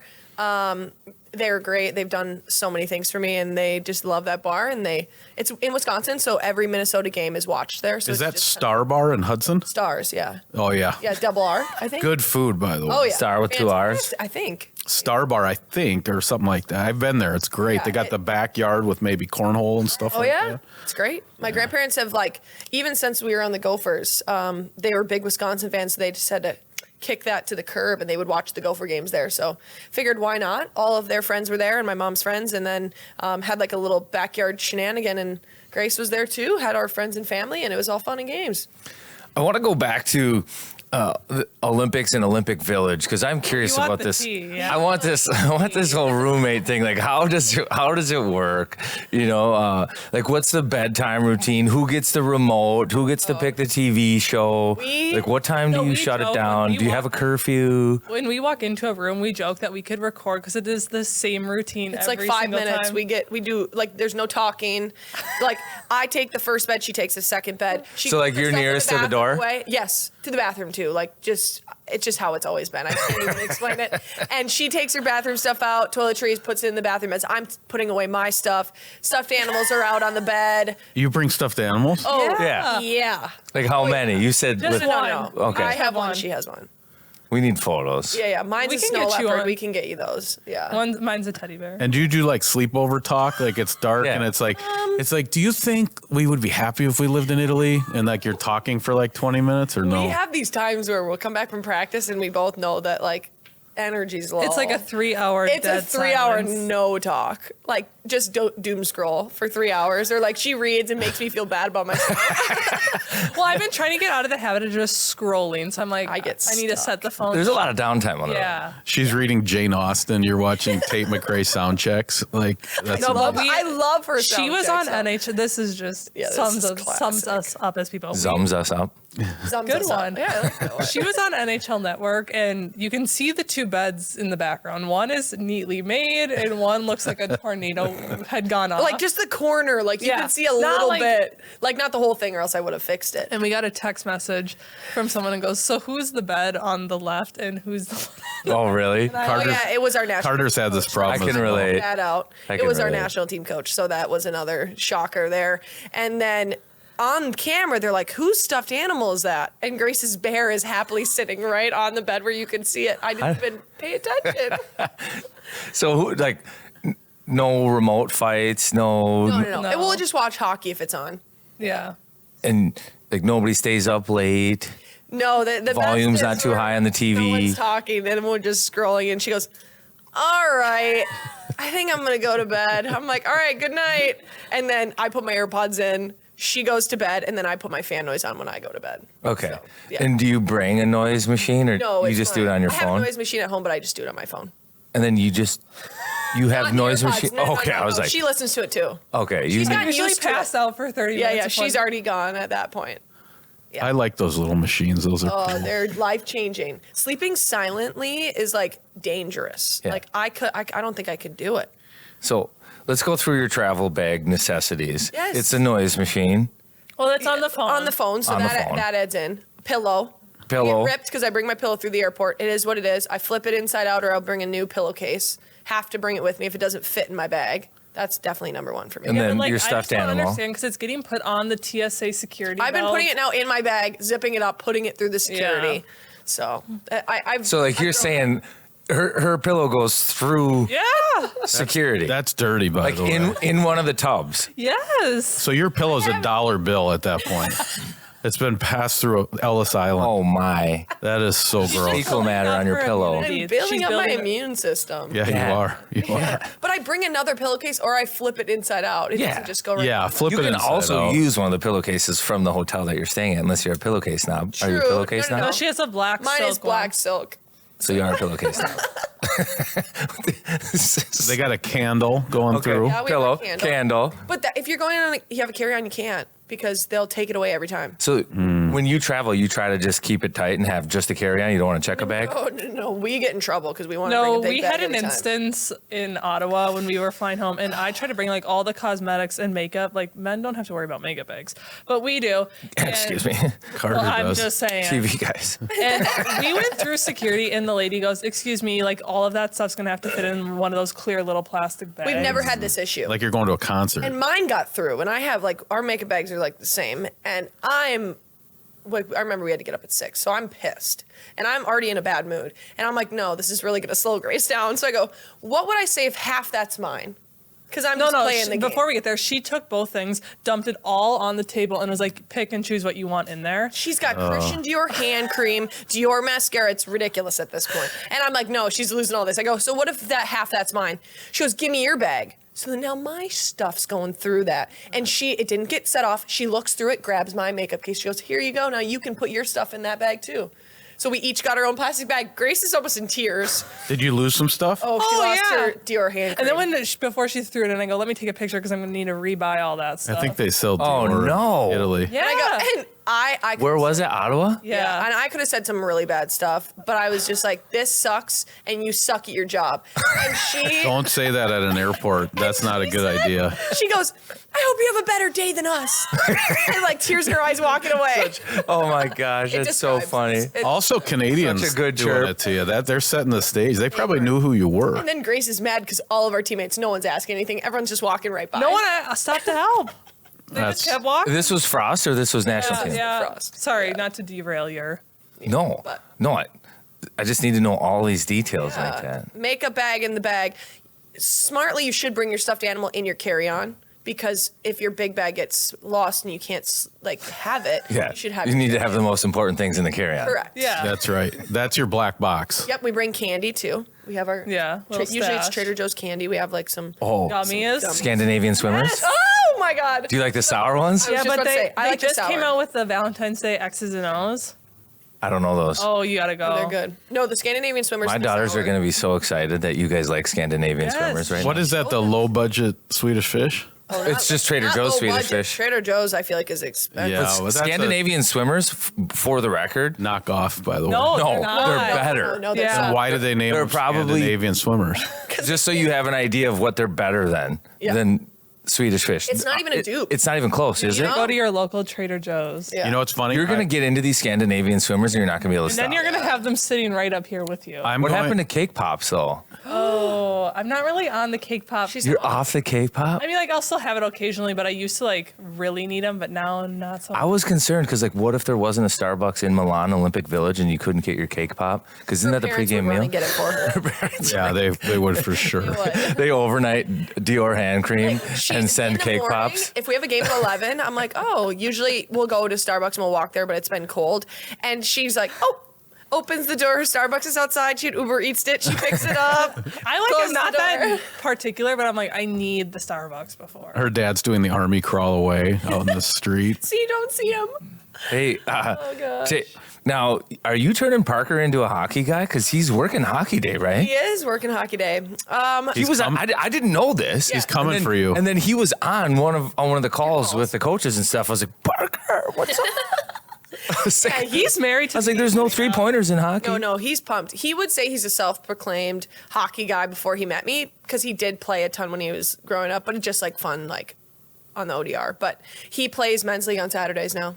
No. Yep. Yeah, he's married to. Tell the audience Wears who Parker. knee pads. Parker's your fiance. Parker's my fiance, but he's 6'8" and he played basketball at the University of Minnesota. So he's not a hockey guy. But he's now a hockey guy. When he told me the Hockey Day Minnesota thing, I'm like, so where did this come from? Yeah. Like, this is very random. He's moving his way up, though. I'm excited for him. I know. I am So too. you Are you come? doing it with him? Yeah. I don't know. I actually still don't really know what he's doing yet. But he was asking good questions. I was like, Color or Parker, you know what you're play-by-play talking or about? something? I don't yeah. know. Yeah. He goes, you coming? I go, no, I'm not going to get a cold. Sorry, I'll watch at home. I know it's supposed to be really cold too. Yeah, but Yeah, A couple of randoms.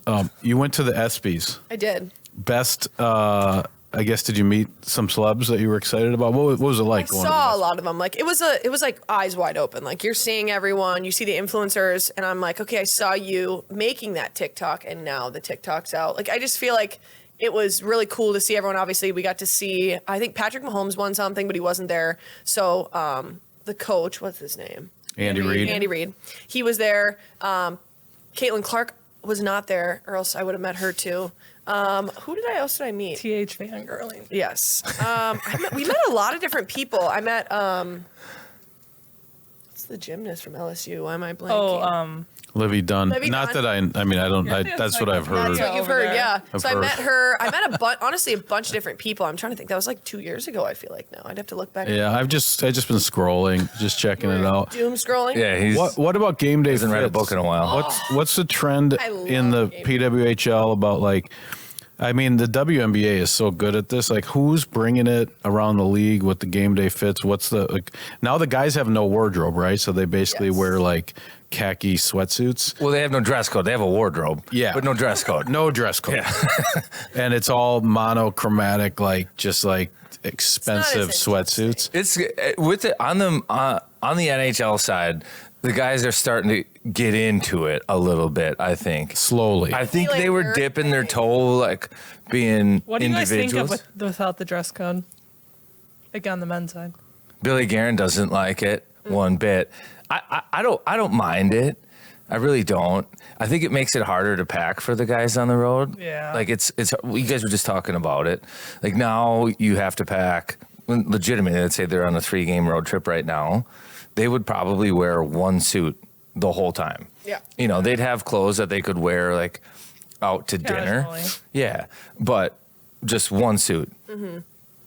That was nice. Now I think they have to have like all kind. Like I think there's more luggage now than there. I think has it's a been in the bummer. past. I like that they were like the league that did that, and like the It looked professional. pants to the mid shins and the Gucci. I mean, it was like you look like an NHLer. They dressed a certain way. Yeah. Right. And now that's gone. It kind of bums me out a little bit. Like when I see those walk-in photos now, it's like, Doesn't do it for Not you. as- yeah, it's like, are we at Maplewood Mall? Like, what is this? Like, it's not the same. I don't It's know. not the same, but somehow I'm still interested in it. Yeah. You know. You see Oh, some you more look at the personality pictures? show. Yeah, and I think there's legit style. Like I'm learning from these guys. I don't know. Their pant legs are super wide, right? Yeah. And now it's like a new style. But I look at the age of the person wearing that, and it's half my age. I'm like, dude, You're like, yeah, I can't go there. yeah. And like, turns out I'm old. But well, how about you guys? Like, Love a game day fit. I just think it makes it more fun. Like some people, but there's no dress Yeah. code, right? You can. No, there's No, no no. dress code. No dress code. realistically, just don't look like a bum. Like that's kind of what people say. Yeah, like but look put together. Yeah, and there's certain teams that Look like a pro. Like Yeah. Toronto, for example, they have their social media team. They each take individual photos. So there was this photo last year that came out that absolutely killed me. They had a whole line of people waiting, and someone had caught them, and they're just like standing there like this, whereas we just walk right in, and like there's videos and pictures, whatever, taken. But they do individual with 2 lights set up, like every Like they're single person. posing. Yeah, Oh yeah, yeah. oh yeah. And they caught them, and the line was just so long it looked like someone was waiting to get an autograph, but it was the team. So It's like But an audition. Toronto, though, like, give them credit because they probably have an opportunity to make some money I would there, agree. right? Like I that mean, market is yes. into that, so they maybe are getting some endorsement deals from doing stuff like yeah, that. it's cool, and they have a good walk-in setup. We have the wild one too, so it's got the GC's Grand got the Casino. blue, which I'm not the biggest fan of, but And what can you do? have you guys seen the Gophers? Because I think like the Gophers have like a walk-in. Yeah. The girls, Yeah. so funny. They're all into the fur right now. yeah. The fur is all the style. Where they Like fur hat, fur coat. So like if you to set the scene, there's like a camera right inside where their locker room would be. Is that accurate? They hallway. walk down like into the hallway, and then there would be a camera right there. So like right when they walk through the door and start the hallway, it's right there. Yeah. And then they just kind of walk through, so you see like their game day fit right there. That's cool. It is kind of cool. They I feel like they started it. We would sometimes get pictures in college, but it was nothing crazy at all. Like you were pretty much doing it for yourself. No one was seeing it. So I was looking through the PWHL, excuse me, 25-26 brand. And I'll look it up again what it's actually called, but there was like a brand, something that they were working on. And you guys were in a video for it, the two of you. You know what I'm talking about? Is Like it- the one that they show if you're like watching online and there's in their mission. It's like us in our face in a box, and it says Black Cat Golden. Yeah, it's like Starsky and Hutch. Yeah. Yeah, and then you two are like back to back with like your sunglasses on. We did that in Toronto. That was this summer. Yeah, yeah. What like is that game day fit kind of stuff or? Yeah, we had one where like they specifically did a game day. They were trying to like emulate a game day walk-in type of deal, and we wore like our outfits, and we did this cool little thing where you start in your walk-in outfits, and all 5 of you are there, and then it flips, and then you're in your hockey gear. Yeah, brand campaign. Here it is. Yeah. Yes, correct. Hush, you might have to edit some of this, but Yeah, yeah, that. yeah, it was great. Yeah, we were only there for a day because I had some other things I was doing, but They're early in it. So yeah, right there. Yeah, like Starsky and Hutch. Yes, that's our game say day fit. Arms. That's like what yeah. Yeah. I like that. And you you're a guys duo. picked your own. Oh yeah. Yeah. It was in reason. like We that. had to bring a few options, and they had to pick the color scheme, but we pretty much said this is what we're How doing. cool is that? That you guys are like the faces of a league. It's fun. Yeah. A lot of pressure, but it's good. A lot of pressure. I would say like not a ton, but we're looked at as people like when we're out and about, and little kids are like they know who we are, so you got to make sure you're on your best behavior, Yeah, which isn't a problem for Grace, just for me sometimes. Grace is always, you're the goody goody? She is. I don't know about that. We'll have to see. How often are you on the ice together? Like, you think of Zuki and Kirill, another duo in this town. They're on the same line, power play 1. How both Olympics and the Frost, how often are you on the ice together? Like in the season or the off season? Season and no, I'm saying in hockey. Olympics, like, will you be on same line, different lines? Will you be on the Frost? Are you same line, different line, power play? We start out together. We're currently not on the same line. Or the same power play, but we switch things up like that. So things could switch at any point. For our power plays, it's not 1 or 2. It's we do our top 2 lines, and then you kind of like base it off of that type of deal. So like Grace is on one, I'm on one, and then say our lines get switched and we were back together, we'd be on one again. Oh, I see. Yeah. So just to keep like the bench in Yeah. order. Yes. Yeah. Olympics, a lot of times on the men's side, they'll take pairs, right? Both Canada, whether it's a D pair, Trocheck with Miller from the Rangers. Do you think that'll be a thing where, does that factor into the national team where they're like, these girls are like best friends and they play on the Frost together? And do you see that typically in national team or not really? I mean, like for the women's side, it's been so different because like we've had training camps like all the way since Yep. August. Yeah, you guys play together all the time. Yeah, Yeah. so like there's been different combinations kind of messed around with. So I mean, we'll see, but You played with Kelly a little bit Yeah. during rivalry series, and then they play together here. So it's her, Kelly, and Kendall here. So I mean, they were killing it before we had left for rivalry. And then Kelly was like, I wonder if he's gonna put them three together. But yeah, we change things up a ton, and the national team's the same thing. So you don't come in thinking you're gonna be with the same people. It's just never that way. But it's fun because everyone's fantastic. So it's never a complaint of who you're with. Hey, who's more picky about their equipment? You or Taylor? You or Grace? Well, we both take the cake on that one, I think. You guys are both picky. Yeah. Skates specifically. Oh, okay, good. I'm glad you brought that up. Yeah. I was in Edina, Braemar. Is it General Sports right there? That we love. And I walk in, and I've got one of my daughters with me, and Grace is in there, and I'm like, hey, Natalie, that's Grace Zumwinkle. She's like, oh my gosh, but she was all nervous, and Grace was great. Talked to her, it was awesome. What got to talking to Grace, like, what brings you in here? She goes, well, I needed to get my skates fixed, and it turns out there's only one person in all of the United States that Grace trusts with their skates, and he works at Matt at General Sports. Yep. But also, like, I'm not trying to say we're like super high maintenance, but it's a simple thing as like putting a Bauer toque on a CCM skate. Don't be sharing our secrets. Yeah, I shouldn't be sharing. Yeah, but no. but like instead of having our Aqua manager here do it, then I'm like, oh, like it's just easy. She's already over on that side too. And like if we're over there working out in the summer, we'll get them like if there's a new set of blades. We've done a lot. Steel, you mean? Yeah. Yeah. Steel. Yeah. We've done a lot like for each other, like us and Matt. So like whenever he needs anything, if it's like he wants to do a signing for the store, we'll do it. And then he just gives us steel or whatever we need. Like if we're over there, sock tape, whatever it is. And Grace, you're still using Christian Dior skates, right?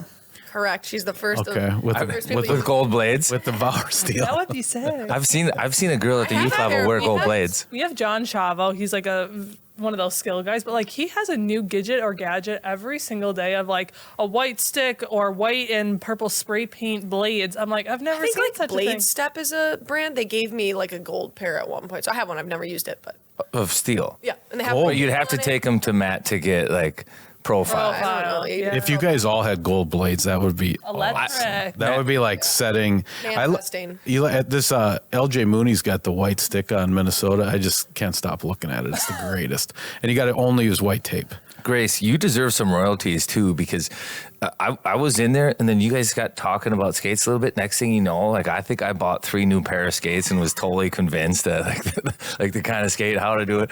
Top of the line, I'm sure. You have to. Well, then he should give me some credit. That's what I mean. You deserve some commissions He's there. great though. So. Promo code. He's done great stuff. Just in general, they were great. They knew everything Yeah. about skates. yeah, they're the best over there. Yeah. So you guys are in third in the PWHL. This might be, maybe it's off by 21 points.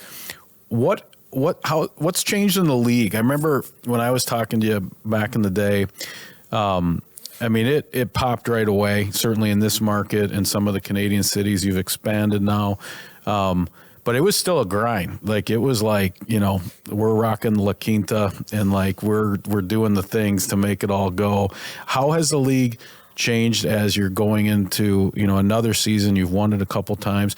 Do you feel women's sports and the PWHL kind of like changing, or from a player experience standpoint? I would say, yeah. Both of us we're making us look bad. I would say yes. We've changed some of the hotels. I know the girls stay in a different place now when they're here. But I do think, we're figuring out those like kinks of different things that needed to be fixed from year 1, year 2. You're kind of like, okay, I'm not sure if that's what needs to be fixed or if we just need to, start over from this hotel block or whatever. But I think year 3, we're figuring it out now. And we obviously love our setup at Tria and Grand Casino Arena. I think we have the best setup. But I do think other teams are still figuring it out. Like the fact that I don't think Seattle had a team locker room for like 3 months. Like they were in just a normal locker room because theirs was being built. Like with the expansion process and them wanting to like expand so quick, I think it's a little bit hard for cities to have everything correctly like made and ready for them. But I do think like give them a shout out in the sense of like things are becoming a lot more streamlined in the sense of like the first year we would have to meet at Tria and then take a bus to the airport, where now like we can just meet at the airport. It's not like we're not chartering yet. Yep. But like how do they handle the bags and like little things like that you necessarily don't think about has gotten a lot more efficient. I can't think of a better place for them to just spend than to take care of you players and just to keep investing in that as they have been. With the Olympics, everything's a charter and like you all go over there, or is it? That's for the men. That's the men. Okay, so you guys fly commercial over there. What about this Ralph Lauren? Like the there's so a first of lookbook. all, I've seen it. they are the best at Olympic clothes. It's so fun.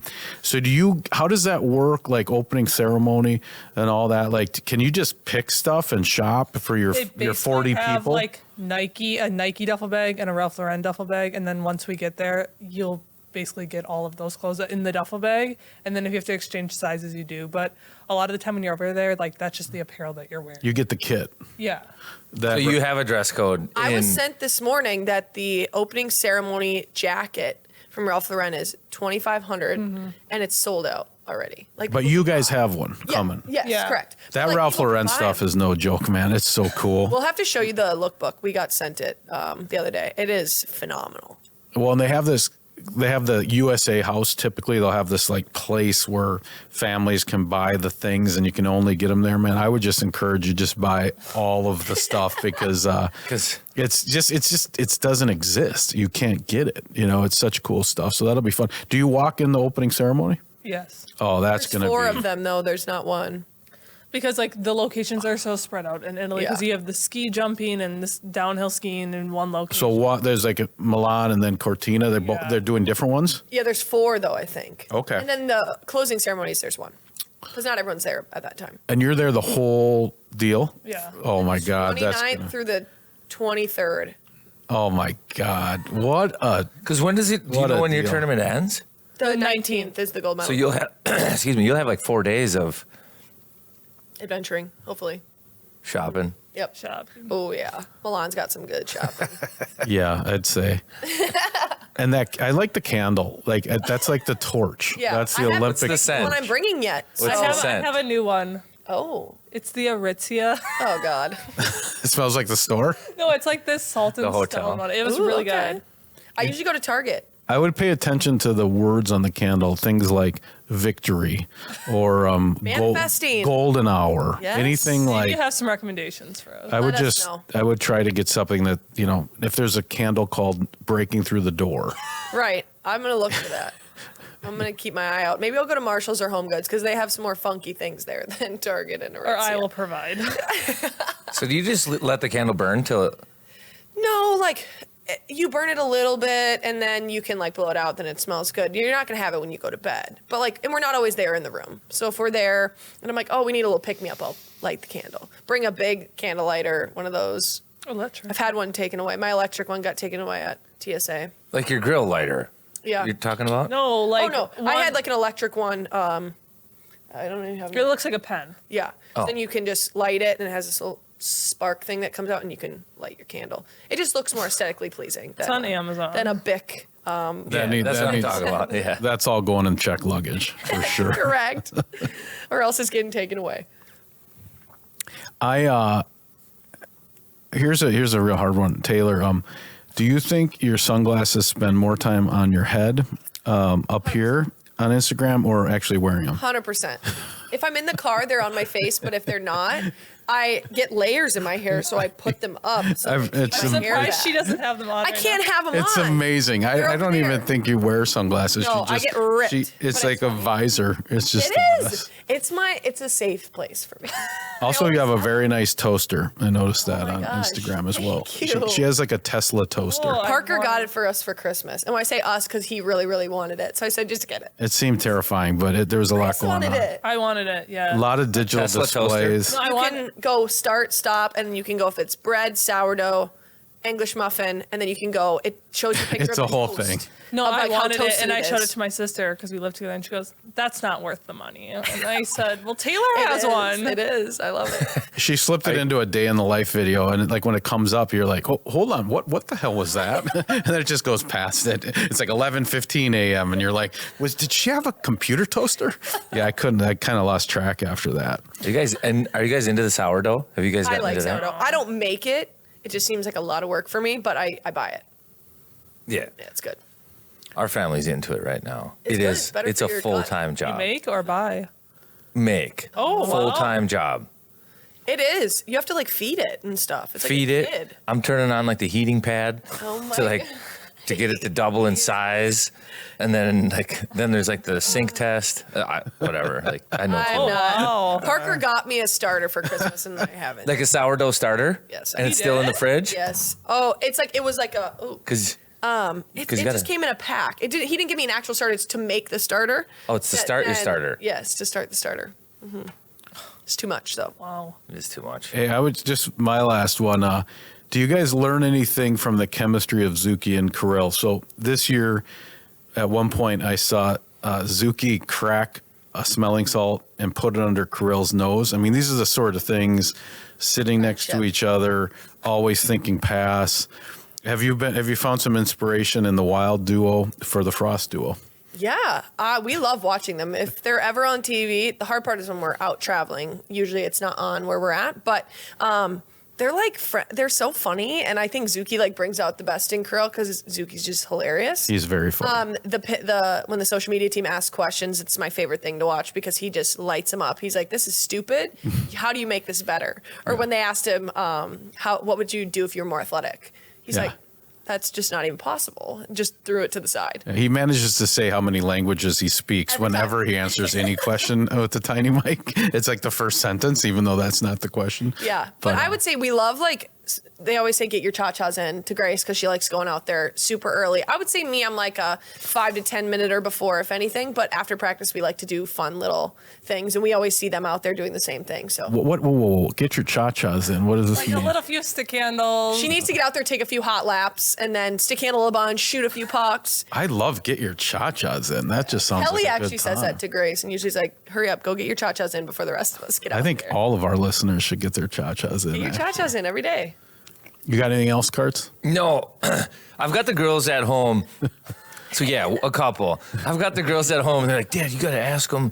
You know, they're kind of curious about like my oldest, like your stick flex or like, nice. you know. So I might have to get into some of those questions. Like, what is the stick flex? Like, what are you guys? I went from 75 to 70 because we don't like to lift as much during the season right now. And then I use CCM, and mine's kind of more of a hybrid. It's like got a Heise curve on it, but I use a Heise 70. curve. Oh, humble brag. 70 flex. But I have a wrap that's FTW right now. So it's not the FTW stick, but Okay. So she says wear all TH27 workout gear and get a Heise stick with a Heise flex, I think is what I heard. And where do you find all that stuff? CCM. Okay. Heise World. Heise World, actually. What about you? What are you rocking with the I'm equipment? using an 80 flex. 80 flex. Okay. Yeah, she's strong. Shooter. Trigger woman. Slap shot. Just a normal jet speed, and it's like the oats curve. Adam Oates. Take some notes from Adam So Oates. that's more of like a straight one, right? Yeah. Me and her used to be in the P28, and we're not anymore. Or she's not. The P28's the, Yeah, big. Oh, hump. yeah. and you're out of Nice. it. How'd you get out of that? Yeah, which is crazy. Well, she's got a clapper, though. Is it? Yeah. Well, it's like a mix. There's this P90 TM, which is like in between P28 and the P92 or whatever you want to call it. Yeah. And I used that for a while. And then, I don't know, like I just kind of naturally switched. But they're all like very similar. Like if I were to look at the P90 and the other one, I'm like, they look the exact same to me. And if you were going to tell, I don't know, a 10 to 12-year-old girl that's playing right now, like their season's about to end, what should they work on? Like what are the most important things in hockey, women's hockey right now? Is it skating? Is it skills? You know, is it? I would say skating. Like we skate with Andy Ness in the summer, and the sense of like, you can't teach someone to be a better skater. Like, you know, like it's something you just work at. Like you can always work on stick handling or shooting or whatever. But if you're not a good skater or you can't get up and down the ice, like you just won't continue to advance. So I would say that. But then also like I played 3 sports in high school. So like when the season ended, I was going on to the next. So like I took a break, which is very rare these days. Like I hear these kids who are like, I skated 4 times today. And I'm just like, holy cow. Yeah. Yeah, just get your cha-chas in, skate Yeah. once and be done. Correct. But it's also like if you have them out there 4 different times, they're not getting 4 different sets of things out of it. Like that's what my parents always said, go do what you're going to do for that hour and be really proficient in it.